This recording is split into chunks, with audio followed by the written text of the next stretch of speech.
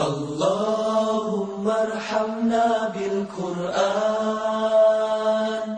واجعله لنا إماما ونورا وهدى ورحمة. أعوذ بالله من الشيطان الرجيم. بسم الله الرحمن الرحيم. اللهم فقهنا في الدين. It is Allah's great blessing upon us that today we will be starting the last juz of the Quran, juz number 30. Let's first look at the answer to yesterday's question. What should we do to develop a connection with Prophet Muhammad sallallahu alaihi wasallam? As Muslims, loving Prophet sallallahu alaihi wasallam is our necessity. We should love him more than ourselves. We must obey him. We should know about the events in his life. We should not complain when following his orders. We should help our Prophet sallallahu alaihi wasallam. How? Helping the Prophet means to carry on his mission. Now let's move toward to our juz. Since this juz has many surahs and a lot to cover, we will do most of them today and some of them tomorrow along with dua. We will do 3 rubas today and the last ruba tomorrow. The first surah of this para is Surah An-Naba. In the beginning of this surah, it is mentioned that the people used to ask Prophet sallallahu alaihi wasallam a question. Question was, when will the day of Naba comes? Naba means the big news. It refers to the day of judgment. Allah says the day of judgment will come very soon. Next, all of Allah's signs on this earth are mentioned. The spreading out of the earth, the bolting of the mountains, the creation of living creatures in the form of pairs, the day for work, the night for rest, the creation of the heavens, the sun, the rain, etc.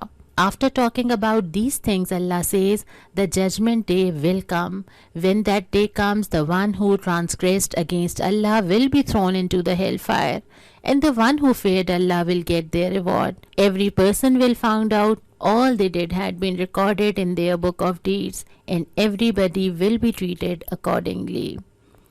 Then Surah An-Naazi'aat begins. It is a Makki surah. In the start, Allah swears by the angels. Then it says, before the day of judgment there will be 2 jolts. The first one will destroy the earth and everything on it. The second one will cause everybody to rise from their graves. Then a severe punishment as a lesson for everyone will be given to the person who went against the sayings of the prophets. After this, the argument of life after death is talked about, and Allah says, whatever man gets on the day of judgment will be the result of his own actions. The person who rebelled against Allah, chased his desires in this world, prioritized this world over the hereafter, and made no sacrifice for Allah, he will be thrown into the hellfire. If you want to go to the paradise, you should know that there is a criteria for it. What is that criteria? It is the fear of Allah and always being conscious about it. This is not an easy task. The next thing is to fight against the desires of your nafs. We went over this before, how man chases the desires of his nafs. This is something which requires a lot of efforts. We want to do so many bad things, but we don't because of the fear of Allah. This is the struggle which will lead a person to the paradise. Then Surah Abasa begins. In the beginning, the importance of a person who seeks the truth is mentioned. Next, Allah's blessing upon man have been talked about. The fact is that man is negligent toward his obligatory duties. A person uses all the things which Allah has granted him, but he does not think about what he has to do. And then Allah talks again about the day of judgment. After this, Surah At-Takweer begins. In the beginning, it talks about the 2 jolts. The first jolt will destroy everything, and the second one will cause everybody to rise out of their graves and answer to Allah. Specifically, girls who had been buried alive will be asked for what crime they were put to death. Allah next mentions the wahi, which has been sent upon Prophet sallallahu alaihi wasallam through Hazrat Jibreel alayhi salam. It is truly the word of Allah. Next, Surah Al-Infitaar begins. In this surah, the scene of the day of judgment has been sketched, and man is asked a question. What was it which led you astray from your Lord? Whether you want to accept it or not, He is your God. He is the one who created you and gave you everything. What is it then that led you astray from him? Why do you deny the punishment and the reward people will receive when you know the angels are writing both your good and bad deeds? In the end it says the day of judgment will definitely come. On that day all decisions will be in the hands of Allah. We must prepare ourselves for that day. Then Surah Al-Mutaffifeen begins. In this surah it is said the main reason for dishonesty is neglecting the day of judgment. One who doesn't fear Allah becomes dishonest in everything he does.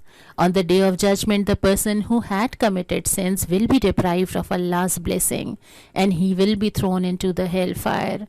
These are the peoples who used to make fun of the people of faith. The people of faith on the other hand will be at ease and they will be having joy. They will receive the blessings of their Lord and they will be extremely happy. On the day of judgment, they will be laughing at the disbelievers. The roles will be reversed. In this world, the disbelievers laugh at the believers. But on that day, true happiness will be with the believers. After this, Surah Al-Inshiqaaq begins. In this surah, Allah tells us we are all moving slowly to our final destination, our death and the last day. You and I keep on moving forward to our inevitable reality. The days keep on passing by and we are always left in surprise because of how fast life is moving. Each second is taking us to our end. Then Allah tells us the book of deeds has been made and the disbelievers are given the tidings of their doom. After this, Surah Al-Burooj begins, which mentions the story of Ashabul Ukhdud, how the disbelievers threw them into a pit of fire for the sole reason they believed in Allah. The lesson which has been taught in this surah is that both the believers and the disbelievers will get what is coming to them in due course. The next lesson is that if you want to stay on the right path, you will face hardships. So you will have to stay strong and you will certainly get rewarded for all the hardships Allah put you through. The next thing is that Allah is mighty above us all. All believers' good deeds are protected and they will certainly not go to waste. The last thing is that the punishment of Allah will be very intense. Allah gives respite to everyone, both the cruel and the innocent. He tests them both. The main test in this life is not that you go through hardships, but it is how you react to these hardships which will determine your fate. Then Surah At-Tariq begins. In the start, Allah swears by the day, the night and the stars. He then mentions the creation of man. We see so many of Allah's signs. The day, the night, even our own creation is one of many signs of Allah's might and power. Then Allah says He has created us once. How difficult is it for Him to give life to us again after we die? On the day of judgment, each and everything will be revealed. All the things which I hide from others, the sins I commit in secret, they all will be revealed on the day of judgment. The next thing is that the day of judgment is not a laughing matter.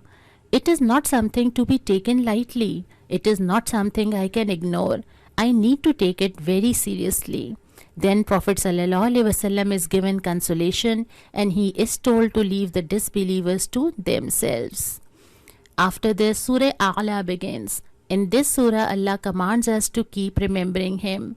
We need to keep Allah in our hearts all the time. We should be grateful to Him for all that He has given us.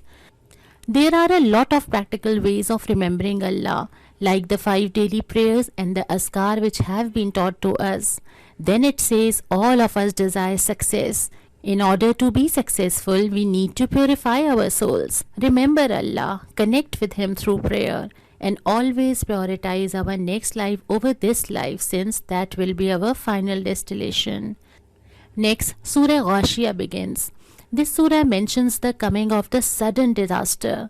That is the day of judgment. How the people will be feeling. Some people will be worried, while others will be glowing with light. Moving ahead, Allah asked, don't these people look around them? At the camels, the mountains, the sky, the earth, themselves, their fingers, hands, the rain and the summer and the weather, etc. This list can keep going. Whatever it is, it reflects Allah. But in order to see the proof of Allah's existence in all of His creations, one must have the sight to see. In order to have this sight, man must look toward the Quran so Allah can open his heart to the truth. Only then he will be able to see the greatness of Allah in everything. In the end, the Prophet ﷺ is advised to keep on preaching the religion of Allah. Then Surah Fajr begins. In this surah, the nations who have been mentioned were very strong and powerful. They had big capabilities. They used to make extraordinary things. But they spread chaos on earth and rebelled against Allah. So Allah subhanahu wa ta'ala got them and sent his wrath upon them. Allah gives people opportunity, but he has the power to seize them. And these nations were grabbed by Allah subhanahu wa ta'ala. Moving forward, it mentions the love man has for the money. When Allah grants man wealth, he is not grateful toward Allah. When he faces the slightest adversity, he starts complaining to Allah. This is not the behavior of a believer. A believer prays to Allah and he is always grateful to him, whether he is put to trial or he is given ease. The love of money has caused us to become miserly. We do not want to share any amount of money. We want to keep it all to ourselves. We want to take away the money of the orphan. We do not want to feed the poor. We don't tell others to feed the poor. Instead of distributing the inheritance, we try to keep all of it. We have the love of the money in our hearts. Therefore, we show this behavior. This is the reason the compensation for a lot of things in Islam, like missing a fast, making a mistake during the Hajj, or swearing falsely, isn't just to make tawbah, but also to spend money in the path of Allah. Taking money out of your own pocket is very difficult. Praying for nawafil is much easier. When you take out money and spend it in the path of Allah, it does have an effect on you. You can use money if you want to. You should just avoid getting attached to it. Next it says how much regret a person will have when he faces Allah and how he will wish he had done something. Then comes a very beautiful ayah about how the people of faith will be peaceful and in tranquility on the judgment day. Ya ayyatuhan nafsul mutma'inna irji'i ila rabbiki radiyatan marziyya. In the end, Allah mentions nafsul mutma'inna. Allah will say to the people who spent money to please Allah all their lives to join the righteous and enter to the paradise. What a blessing this will be. After this, Surah Balad starts, which is a Makki surah. In the beginning, it says man has been sent on this earth to be tested with hardships. Life is not easy for anyone. When you are young, you think life will go according to your plans. You plan your life in such a way where you don't want to face any problems. But as you get older, you realize life does not go as planned. Life is not easy. You will face hardship in every phase of your life. The life is not for ease. This world is not easy. Easiness is for paradise. You will have to face some sort of hardship in this life.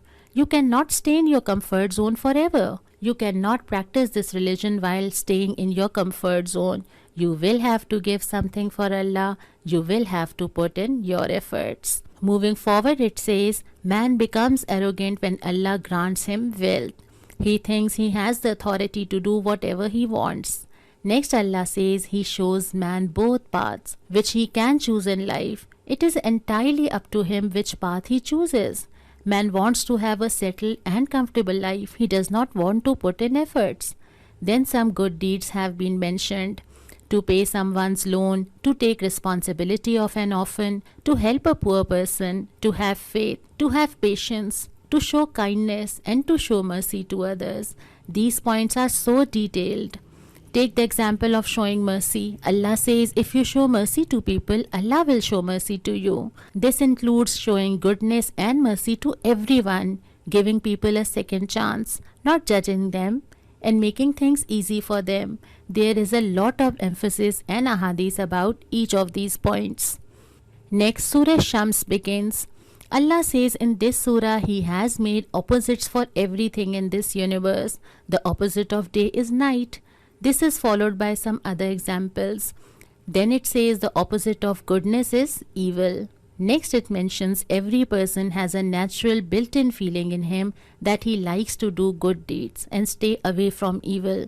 But the problem is he tries to shut off these feelings. Therefore we find consolation in prayer, Hajj and the remembrance of Allah. These things attract us. But when we silence our feelings, they don't emerge. If we want to achieve success, we must first purify our souls. Next, the example of Qawm Thamud is given. After this, Surah Lail starts. In the beginning, it says different people have different struggles. Some people struggle for good, others struggle for bad. For the people who spend money in the path of Allah, Allah subhanahu wa ta'ala makes the right path easier for them. For the people who don't spend money on the path of Allah, Allah subhanahu wa ta'ala makes the wrong path easier for them. You will find ease in wherever you are willing to go, whether it be the right way or the wrong way. In the end, Allah tells us to spend money in His path in order to please Him. Then Surah Az-Zuha begins. In this surah, Prophet ﷺ has been reassured that Allah has not abandoned you. He is by your side. A very good time is about to come upon you, even though you may be facing a difficult time right now. Allah knows everything that is to come. Next, Allah says we should spread the blessings He has given to us. For example, if you have been given wealth and financial stability, you shouldn't oppress the orphan, shouldn't repulse the beggar, and you should give money in the path of Allah. And lastly, Allah tells us to be grateful to Him. After this, Surah Al-Inshiqaaq begins. In this surah, Allah says three things to Prophet ﷺ. The first thing is, Allah has opened Prophet's heart, which means you have been given contentment. The second thing is, the burden which has been weighing him down has been lightened. The third thing is, your reputation has been raised high. The whole world tried to silence the message of Prophet ﷺ, but even today there are millions of people who followed him. The disbelievers used to say no one would remember the Prophet and his name would be erased from the history. But whomever Allah wants to grant respect and dignity, no one can erase him. Then Allah says, ease and hardships come in turn. After you face hardships, you will for sure face ease. After you face ease, you will face hardship. In the end, Allah advises people to turn toward Him and worship Him. Next, Surah 13 begins. It is a Makki surah. It says man has fallen to a very low point even though Allah has made him such an extraordinary being. He has made man His ambassador on earth. What level has he reached in his efforts to chase after his nafs? How low has he fallen? Then it mentions if man wants to earn reward, he must have faith and do good deeds. The day of judgment will surely come because Allah is just and He will implement His justice on the people of this world. After this, Surah Alaq begins. Iqra bismi rabbika alladhi khalaq. This was a very first wahi upon Prophet ﷺ in which he is instructed to read. Then the rebellion of man is mentioned. Does man consider himself to be independent? Does he think no one will bring him to account on his actions? Man is neither independent nor will he be let free for his actions. Next, Allah says He is always watching you. He can seize you whenever He wishes. Then people are instructed to prostrate to Allah. Prostrating to Allah is not just to put our head to the ground, but it means to surrender ourselves to Him and understand Allah owns us and we are His slaves. And then Surah Qadr begins. In this surah, Allah talks about Shab-e Qadr. In the beginning of this surah, Allah mentions the greatness of the Quran which has been sent down, no one else but Allah has sent it. Next, Allah says, this is the night of fate. It is better than 1,000 years. The angels and Jibreel alayhi salam descend. This is the night of peace. The decision for people's fate is made. One who makes the most of this night is very lucky. He should pray for himself and his nation on this blessed night. This is where we finish 3 rubas of this juz. We will complete the last ruba along with dua tomorrow, inshallah ta'ala. As we are almost completing the Quran, so today's question is, what is it which has deeply affected you from the verses of Quran? Let's end today's class with the dua that may Allah make us remember the hereafter, get our nafs to follow His path and keep our nafs in our control. I do not run after my nafs, but I should make my nafs run in the path of Allah. May Allah help us all in this. Ameen. Wa akhiru dawana anil hamdulillahi rabbil alameen. Assalamu alaikum wa rahmatullahi wa barakatuhu.